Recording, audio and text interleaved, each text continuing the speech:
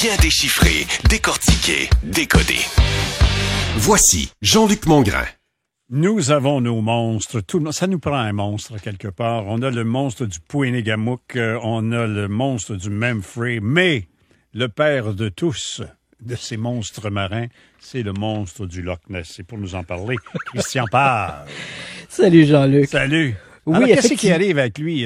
Mais il commence à être vieux, notre monstre du Loch Ness. Hein? Il a à peu près 1500 ans. Quand on regarde les plus anciens récits d'un monstre, une bête lacustre dans le Loch Ness c'est en Écosse. Hein, c'est un peu comme une sorte de grande cicatrice dans le visage de l'Écosse et qui fait 40 km de long sur à peu près 2 km de large. Et donc, depuis le 6e siècle, on raconte avoir vu une créature mystérieuse dans les eaux du lac. Mais là, où la raison de pourquoi j'en parle aujourd'hui, c'est que depuis quelques jours, il y a une nouvelle photographie qui fait un peu le buzz, si tu me permets, sur l'Internet. Et cette photographie, elle apparaît de manière assez spontanée et l'histoire qui l'accompagne est également assez nébuleuse. Hein? On a un touriste anglais qui venait de Southampton qui se retrouve autour du Loch Ness au mois de septembre dernier, donc septembre 2019. Et voilà qu'il raconte qu'alors qu'il se trouvait près du château d'Urquhart, hein, il faut savoir que c'est une espèce de promontoire où il y a un vieux château du 12e siècle qui est probablement l'endroit où il y a eu le plus d'apparitions de la créature. Bien sûr, c'est brumeux un peu. Hein, ouais, voilà, ça se trouve à Drumnadrochit, un petit village. Et pour situer un peu les auditeurs, hein, Drumnadrochit, il y a 2 musées du monstre du Loch Ness, 10 hôtels, 20 restaurants, 2 maisons. Donc, ça situe un peu comment le commerce local autour du monstre, il est très important. Il est très important. Donc, en fait, le monstre du Loch Ness rapporte chaque année à l'industrie touristique locale quelque chose comme 200 millions de dollars. Ben voyons donc. 200 millions de dollars. Donc, ce n'est pas négligeable. C'est facile de piéger du monde, tu penses? Je vais revenir là-dessus. D'accord. T'es en train de me couper l'herbe sous le pied. Je noie ton poisson. Oui, exactement. Il y a peut-être anguille sous la roche. Peut-être qu'il y a de l'anguille sous la roche. Donc, voilà que notre touriste se trouve là au mois de septembre dernier. C'est de la lanterne, vas-y. Et là, il dit, voilà, je vois une espèce de remous dans les eaux, je prends mon appareil photo et je prends une série de clichés. Mais, visiblement, notre touriste n'est pas très curieux parce qu'il retourne chez lui et oublie littéralement ses photographies. Oh. C'est sûr, tu vois le monstre du Loch Ness, tu oublies que tu as pris une photo. Ben non, c'est sûr, voyons donc. C'est sûr. Et donc, voilà, durant la période de confinement du COVID-19, notre bonhomme décide de regarder ses vieilles photos de voyage et là, tombe sur les photographies qu'il a prises en septembre dernier. Et là, Miracle, il voit à la surface de l'eau une espèce de remous et sortant de ce remous, un gros dos tacheté, moucheté, devrais-je dire, qui fait à peu près... Une petite mouchetée. Ouais, elle fait quand même 2,50 m de long, notre petite truite mouchetée. Donc, il dit, voilà, photographie. Et là, il la publie, hein, il la met sur son site Facebook. Il communique avec un centre qui analyse, qui est en Écosse et qui s'intéresse beaucoup aux monstres du Loch Ness. Donc, il leur envoie la photo, qui, eux, la mettent bien sûr sur leur site Internet. Et là, l'affaire fait boule de neige. La photographie fait la une d'un journal en Grande-Bretagne, de Londres, hein, qui s'appelle The Mirror. Qui est une espèce de tabloïd pas particulièrement sérieux, entendons-nous. Et là, avec une entrevue du bonhomme qui lui raconte toute son histoire de monstre. Mais inutile de dire que l'affaire soulève énormément de scepticisme. On n'est pas étonné. Arrête donc. Et pourquoi? Parce que juste avant la pause, tu disais, oui, on a nos monstres ici à monstres du lac Memphremagog, tout ça. Et tu as tout à fait raison. Mais quand on parle des histoires de monstres, comme le monstre du lac Memphremagog, on ne peut pas, honnêtement, si on est de bonne foi, on peut pas dire est-ce qu'il existe ou est-ce qu'il n'existe pas. On ne sait pas. Je viens de ce coin-là, moi. Là. Je sais donc, je te sais déjà partisan. Mais dans l'histoire du monstre du lac Memphremagog, c'est vraiment une question de foi. Peut-être que j'y crois, peut-être que j'y crois pas. Le bon sens nous dit que c'est peu probable. Bon. Mais on sait jamais. Mais t'es tout en train de défaire mon tourisme. Je sais, tu sais que le monstre du lac Memphremagog a déjà fait l'objet d'une pièce de monnaie canadienne. Il a été frappé sur une pièce de monnaie canadienne. Cela étant dit, dans le cas du monstre du Loch Ness, on a la preuve irréfutable, scientifique... Qu'il n'existe pas. De sa non-existence. Tu vois, hein? Hein? Et il faut le rappeler, hein, en 2018, il y a un scientifique, un type qui s'appelle Neil Gamel, de l'Université d'Otago en Nouvelle-Zélande. Il s'est rendu au Loch Ness pour prendre des échantillons d'eau, particulièrement dans le secteur de la baie d'Urquhart, là où apparaît souvent le monstre. C'est là qu'il reste. Ouais, c'est ça. Sa caverne est cachée là. Okay. Et ce qu'il voulait faire, c'est une analyse d'ADN environnemental. Donc, qu'est-ce que c'est l'ADN environnemental?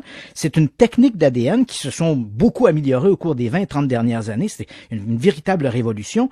Et tu sais que tout animal contamine son environnement. Hein, on laisse des morceaux. On cherche, oui. Oui, on perd des bouts de peau, des bouts de poils. Des excréments. Oui, on fait des petits pépites, des petits cacas, et c'est vrai pour les poissons, c'est vrai pour nous, mais c'est vrai aussi pour les poissons et tous les autres animaux. Donc, on peut maintenant, en prenant des échantillons d'un environnement, par exemple dans un lac, on peut uniquement en analysant les éléments ADN qui sont dans l'eau, déterminer quelles sont les espèces qui y vivent. C'est ce qu'a fait le docteur Gamel. Il s'est rendu donc été 2018, il se rend au Loch Ness, prendre des prélèvements d'eau. Les techniques utilisées sont tellement bien peaufinées, écoute, qu'il a pu déterminer dans cette eau des échantillons de canidés. Donc les gens, les riverains qui font baigner leurs chiens dans le Loch Ness, ben les chiens ont laissé des petits bouts de poils qui sont apparus aux analyses ADN. On a également trouvé de l'ADN de cerfs, parce que les cerfs dans les forêts qui bordent le Loch Ness vont boire dans le Loch Ness, et certains ont vu des cerfs traverser le Loch Ness. Donc les cerfs ont laissé de l'ADN. Et on a regardé tous ces ADN, on a trouvé toutes sortes de poissons, toutes sortes de variétés d'animaux qui vivent dans l'eau. Ouais. Mais crois-le ou non, on n'a trouvé rien. aucun ADN inconnu. Mais Alors, c'est normal. C'est tout à fait normal. T'as pas de comparable. Tu sais pas c'est quoi mais son on aurait ADN trouvé, nesté. oui, mais on aurait trouvé un ADN qu'on n'aurait pas pu identifier avec les répertoires de taxiconomie. Tu comprends? Donc, on a des répertoires avec tous les animaux, hein, et on n'a pas trouvé un ADN inconnu. Donc, il n'existe pas, à moins de croire aux licornes et à croire un animal qui ne fait pas pipi puis qui ne fait jamais caca dans son environnement, c'est pas possible. Donc, le monstre du Loch Ness n'existe pas. On peut peut-être pas. C'était sa photo, un montage? Voilà. Donc, on commence à regarder vers l'idée du montage et on se dit, c'est quand même curieux que cette photographie apparaisse au tout début de la saison estivale. C'est bon pour le tourisme. C'est bon pour le tourisme et ce serait pas la première fois. Je te rappelle, en 2015, la mairesse de la ville de Poinégamouk, tu l'as mentionné, hein, qui elle aussi a son histoire de monstre, le monstre Ponique, oui. Louise Labonté, qui est la mairesse qui est toujours en fonction aujourd'hui, elle avait chargé une compagnie de Rimouski de faire une fausse vidéo où on voyait un poisson géant qui émergeait des eaux du lac Poinégamouk.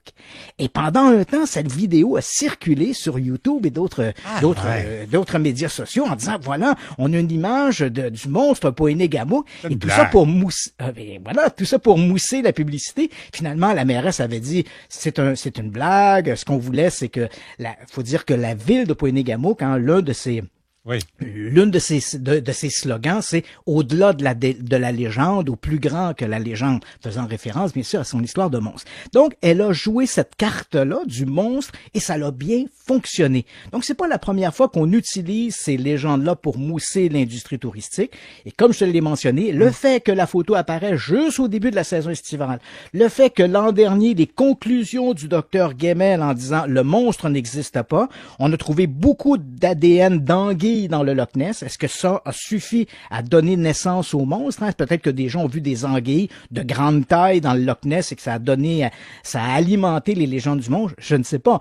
Mais il est clair que les circonstances dans lesquelles cette photo apparaît n'est pas sans rappeler certaines campagnes publicitaires qui ont été menées dans le passé. Et c'est sûr que quand le monstre du Loch Ness rapporte dans l'industrie locale, puis il faut le savoir, hein, je sais pas si tu y es allé, Jean-Luc, dans ce coin-là. Non. Moi, j'y suis allé, j'ai fait un reportage pour la télévision. Toi, t'es un globe-trotteur du mystère. Oui, un globe-trotteur du mystère. Et je dois t'avouer qu'il n'y a pas grand-chose là. Hein. Si c'est pas le monstre, tu vas trouver que l'endroit est très brûleux. Il n'y a pas de raison d'aller là. Les grands châteaux écossais, là, on est loin d'Édimbourg ici. Là. Tu sais, les grands châteaux écossais, là, des Highlands, là, c'est pas dans ce coin-là. C'est pas ça, là. Donc, c'est 3-4 tas de roches, puis that's it. Voilà. Si tu te retrouves dans ces coins-là, si tu te retrouves à Drumnadrochit, Jean-Luc, c'est parce que tu voulais, ou t'es perdu, ou tu cherches un monstre.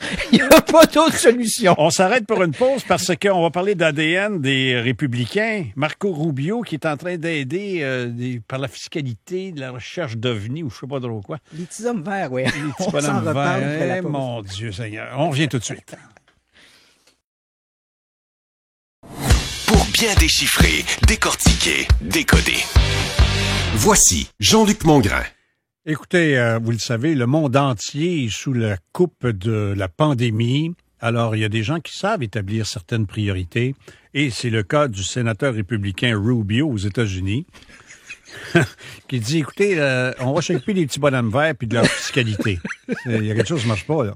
C'est amusant parce que j'ai eu exactement la même réaction en lisant cette First thing nouvelle-là. first, comme ils disent en latin. Oui, voilà. Donc, ce Marco Rubio, tu l'as mentionné, c'est un sénateur républicain de la Floride. Il est également le président du comité sénatorial sur l'entrepreneuriat et les petites entreprises. Ouais. Et c'est donc on le voit ici, il est en train de jongler, lui et d'autres élus, bien sûr, sont en train de jongler avec des lois fiscales, ce qui pourrait aider les petites entreprises, l'entrepreneuriat. Et voilà qu'il dépose un amendement, un projet de loi qui porte le numéro 2021. Et cet amendement, ce qu'il voudrait, c'est que le gouvernement américain, le Pentagone en particulier, le département de la Défense, fasse preuve de plus de transparence par rapport à ses enquêtes sur les ovnis. Ben voyons. Écoute, j'ai le texte devant moi, je te lis l'extrait, il dit « Harmoniser la collecte d'informations et les rapports sur les phénomènes aériens non identifiés, leurs liens potentiels avec des gouvernements adversaires et les menaces qu'ils posent aux équipements et aux édifices de l'armée américaine. » Ça, c'est ce qui est écrit dans le texte. Bon, ici, il faut quand même préciser parce que pour les amateurs de petits hommes verts, ce n'est qu'une demi-victoire. C'est pas vraiment une grande victoire. C'est pas nommément les hommes verts. C'est des objets qui volent qu'on connaît pas. Voilà, mais de coups dedans qu'il y en aurait. Ouais, voilà. Donc, tu as tout compris. C'est exactement cette nuance-là qu'il faut prendre en compte. Et pour bien la comprendre, il faut que je te ramène quand même en 2017.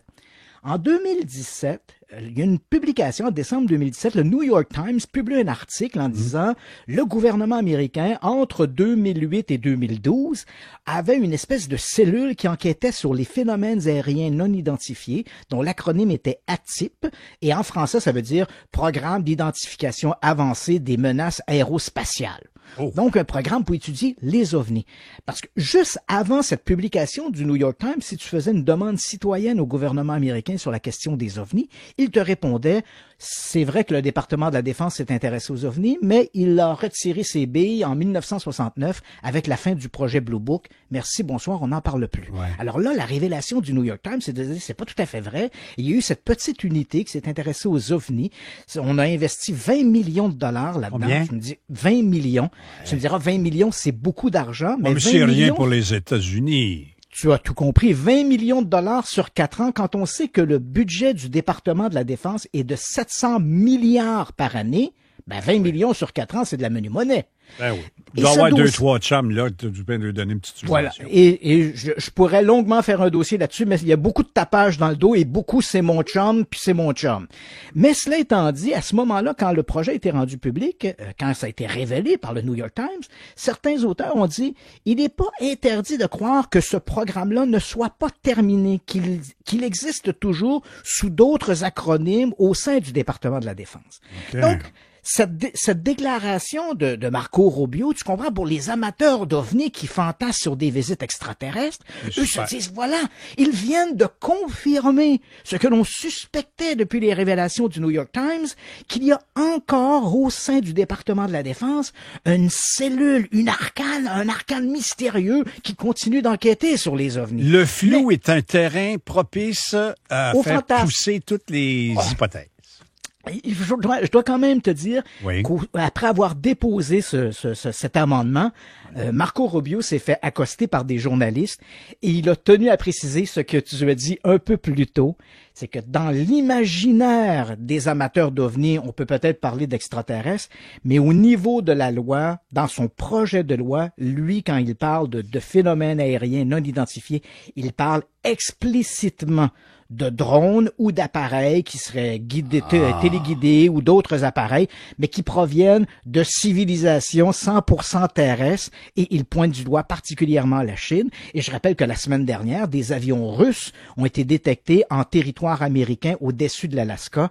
Donc, Hein? Non, c'est ça. Donc, c'est visiblement de ces menaces auxquelles le projet de loi fait référence, pas forcément les petits hommes verts. Mais tu comprends, les amateurs vont toujours dire, oui, mais il faut pas croire le gouvernement. C'est des complotistes. Mais il n'y a pas de crédit d'impôt si on trouve un homme vert, non? Des fois? Non, absolument pas. Mais là, mais tu comprends, avec les masques maintenant, on ne sait plus s'ils sortent des extraterrestres ou non. C'est sûr. Tu portes un masque, tu sais pas. Ben oui, tu ne sais pas si t'es vert, mais tu viens bleu, par exemple. Oui, c'est sûr. Petit masque bleu. Fait que, hey!